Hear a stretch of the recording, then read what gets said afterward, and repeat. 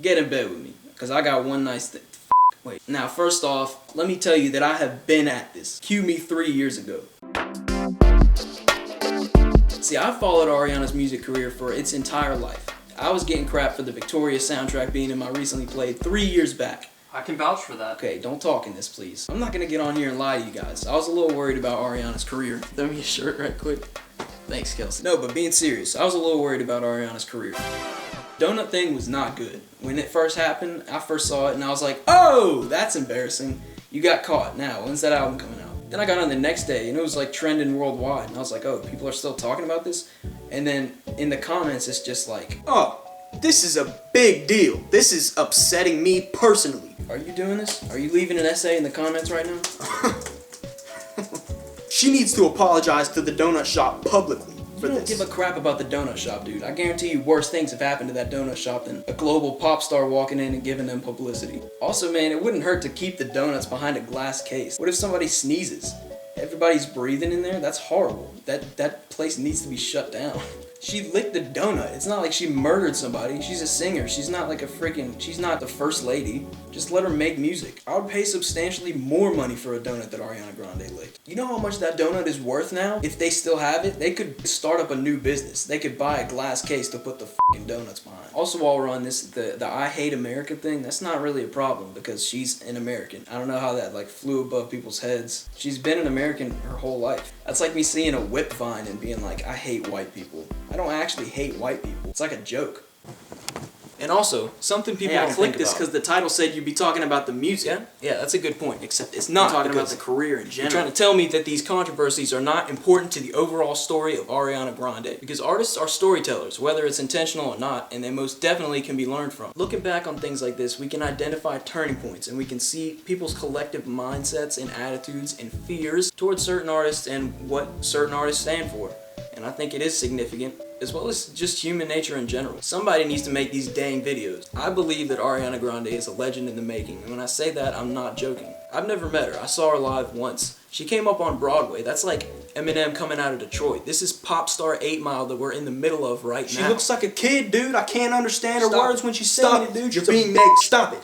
This is Pop Star 8 Mile, and she's so beautiful. It's not relevant at all. It is relevant. You can have a different opinion, but you'll be wrong.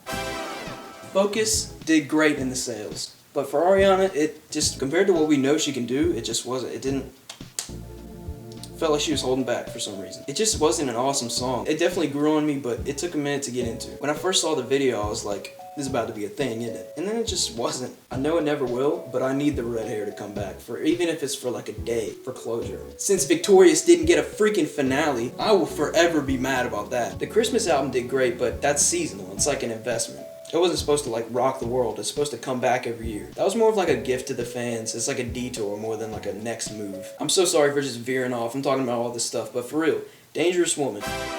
It came out 2 days after International Women's Day. Her team of people is just not super awesome. How do you miss that opportunity? Either they shot for it and they just effed it up, or they didn't even know, and then the day came and they were like, oh, we should've. Come on, she's like freaking, they need to for real recognize what they have in Ariana and step their game up big time. When I first heard the title of it, I was like, please no. I thought for sure it was gonna be like, I am a feminist. I don't know if girls like that stuff just as a guy. It's just like when I want to listen to music, I'm just not trying to hear that. It doesn't resonate with me. It makes me want to kill myself. Yeah, well, go ahead. Side note, I don't know what to think about the rabbit ears. Is that this is about to be a thing, isn't it? Is she like a superhero? Is it like a sexy thing? They're like latex. You know what? I'm going to leave that one up to y'all. Somebody explain to me, please, what the rabbit ears thing is. I don't know if she's even said. Somebody please enlighten me. Bed reviews. What?